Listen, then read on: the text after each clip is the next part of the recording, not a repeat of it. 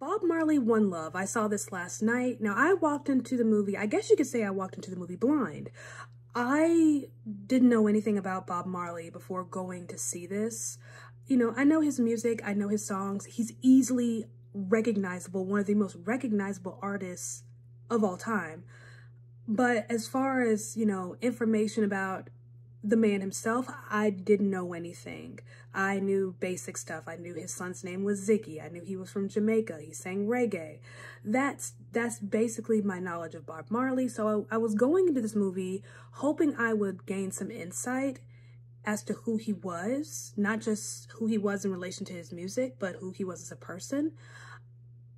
I'm not sure if I learned anything. Let's talk about it.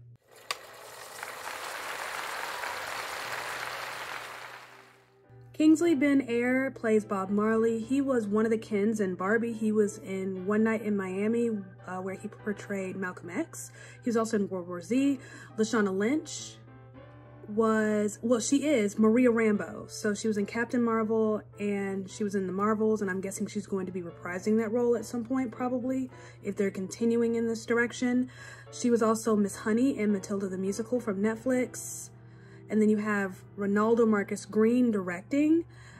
I wouldn't say he's most known for, but his big achievement was King Richard. And that's the movie where Will Smith won the Oscar, what, 2 years ago? I've been sitting here trying to figure out how to best summarize this movie. So this movie is bookended by two peace conferences. You have the Smile Jamaica Conference in 1976, and then the One Love Peace Conference in 1978. So the middle part of this story, most of this movie takes place in England, where he was in a self-imposed exile, and that's where he recorded 2 albums, but this movie really only talks about the one, which is Exodus. That's pretty much the movie. This movie was just okay. It's not great. It's not going to win any awards anytime soon. It's not, you know, oh my gosh, this was the most amazing thing ever. Like, it's decent, it's good enough, but it was struggling, and where it was struggling was a story.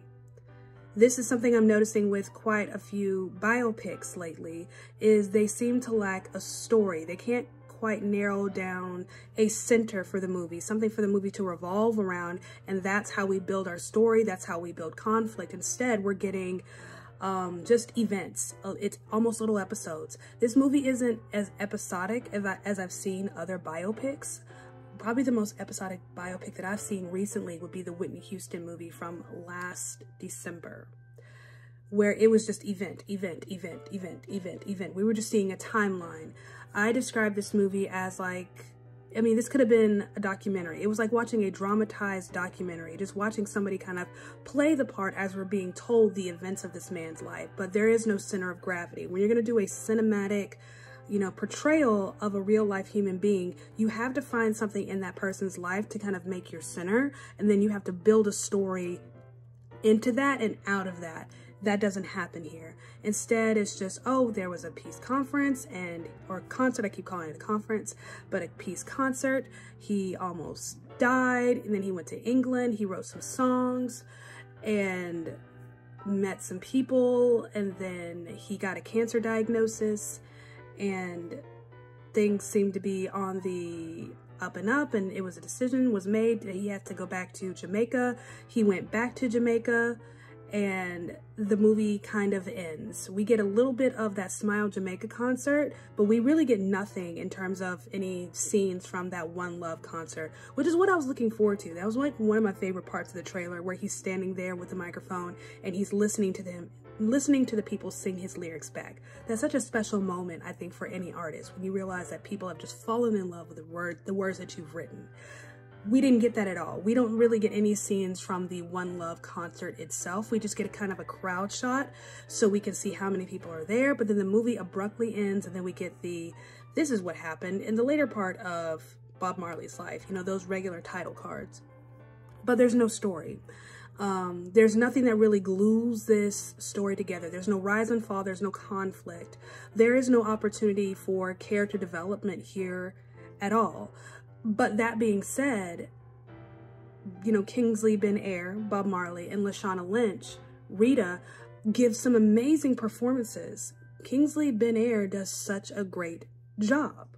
I think the challenge with portraying, you know, real life people is there's no wiggle room. It's not like you can read the script and interpret and make it your own and go this way or that way. You have to get very specific with how this person spoke, the way they talk to other people, diction, and just the way they walk, the way they carried themselves, posture, you know, mannerisms. You have to get very specific, because if you don't get those nitty-gritty details, people are going to notice, whether it's family or people who are on the outside looking in. Even someone like me who has maybe seen maybe 1 or 2 videos of Bob Marley, I might recognize that doesn't seem quite right. But I think he did a great job of bringing Bob Marley back to life in this way, the best way he could. Because again, there's no story here. There is no opportunity within the script for this character to really develop and unfold. We're really not giving a whole picture of Bob Marley. And I saw another critic say this as well, and I thought it was so accurate, is that we're not given a reason as to why we should love him or why we love him in the first place. We're just shown this is who he is. How do you like it? Biopics are not supposed to be, you know, the be-all, end-all. They're not supposed to be your only source of information about the subject that's being portrayed. The biopic should be a portrait, but this portrait didn't feel like a complete portrait. It just felt like the penciled outline. We were only given just a little bit of Bob Marley. We were not given an opportunity to know all of this man and all that he was. The director, and I think even his son probably, made decisions about what we were to see about Bob Marley and how we were to perceive him.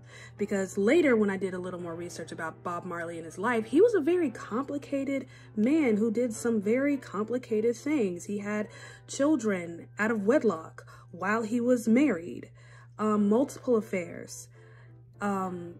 His wife included had children out of wedlock while they were married. They had a very tumultuous relationship, but loved each other until the very bitter end of his death. And I think we were robbed of an opportunity to really see the complexities of Bob Marley because the director and his son were so fixated on making sure that we saw something positive, that we got nothing but positive. We just saw the man who was all about peace and the man who was all about unity.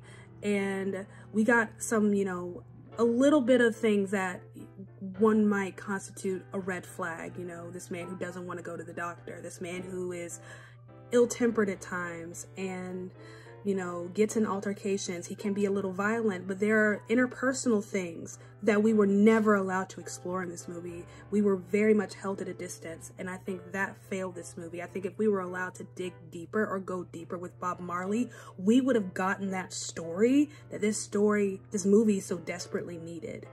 But we were just kept at a distance, and I think that's where this movie failed. Now, one thing I did love about this movie, though, was the sound production. I'm a sucker for sound. I'm not an expert on sound by any means, but I am a sucker for sound. I saw this movie in the Prime Theater at AMC, which is not IMAX, but it's not a regular theater. This is one of those theaters where you can feel the bass in your seats. So if you see this movie in theaters, which I would recommend, it's worth seeing. It's definitely worth a ticket. I think the performances here are what make this movie worth it.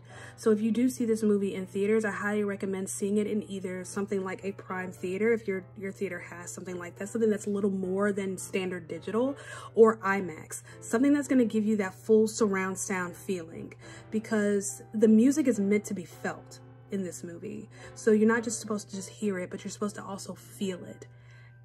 And that if you're gonna watch this movie, I recommend doing it that way. Now, I'm going to say this, and this might step on a few toes, but one of the things that made it very hard to connect with the emotion that was very present in the movie was the fact that it was very hard at times to understand what people were saying.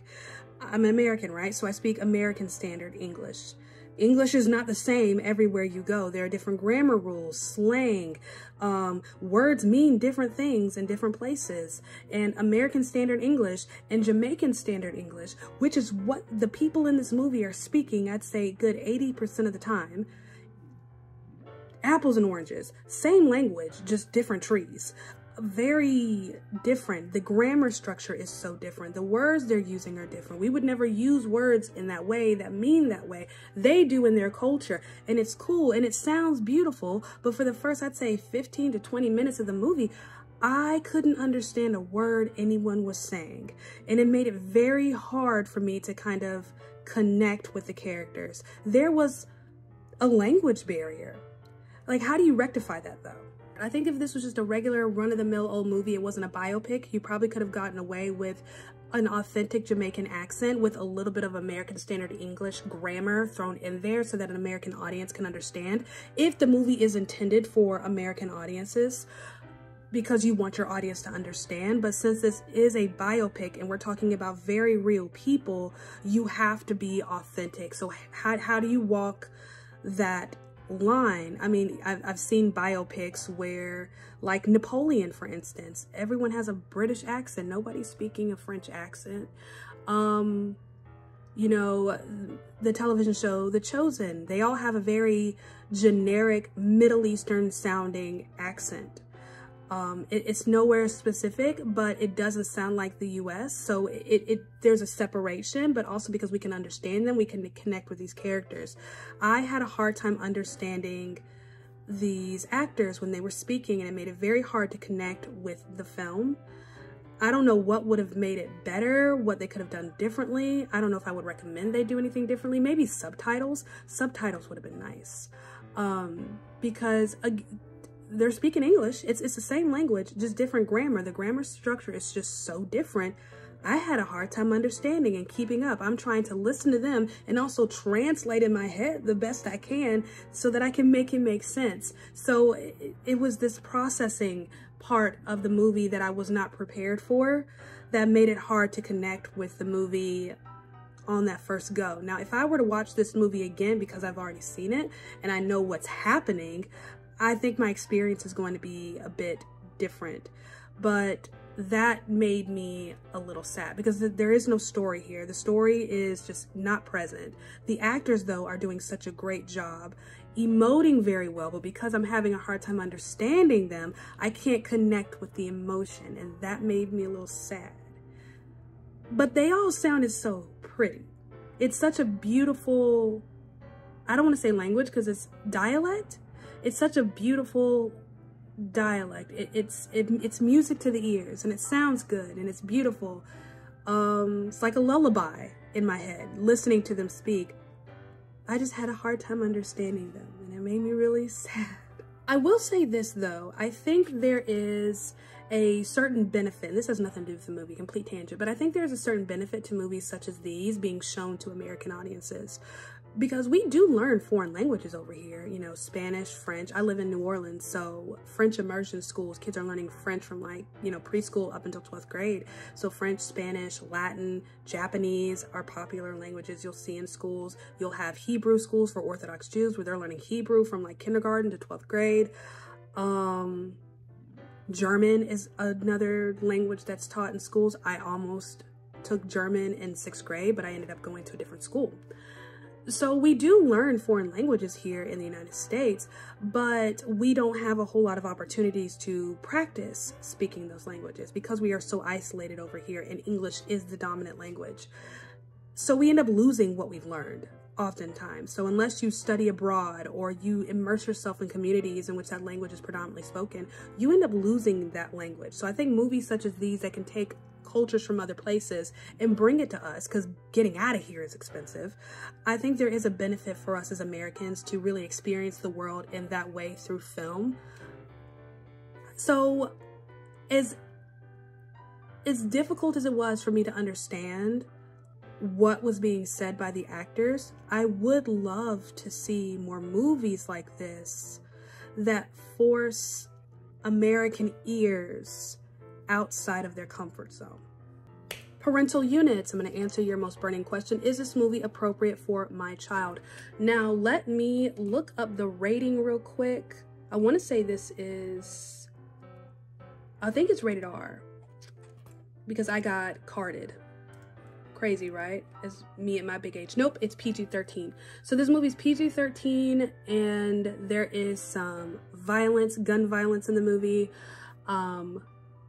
marijuana use, religious drug use. I don't know how else to describe it, but basically religious drug use, some recreational drug use, some strong language.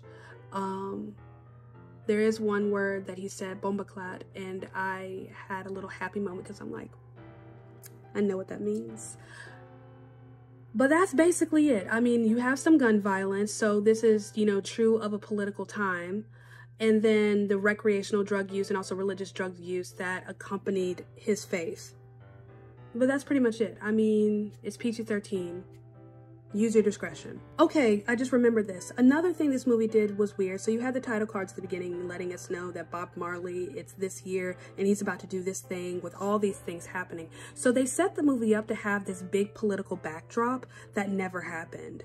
That this movie has, the part of the setting is not just, you know, place and time, but it's also the events surrounding the main character and whatnot. So the political unrest in Jamaica at the time is part of the setting, and they set it up to make the political unrest part of the setting, but that never unfolded. It never really flourished. We saw a couple of things here and there, you know, addressing the unrest in Jamaica, but it was never given to us as part of the setting. We never really got to explore that part and how that affected Bob Marley, really, other than him leaving Jamaica to go to England to basically just exile himself and be safe, and also sending his children to the States, to Delaware. So I could see the vision in a lot of what they were doing. It just didn't unfold properly. So that's all I've got for Bob Marley, One Love. If you've seen it, if you see it, let me know what you thought. I would love to hear from you. Don't forget to like, comment, share, and subscribe. Thank you so much for listening and watching and supporting. It means the world.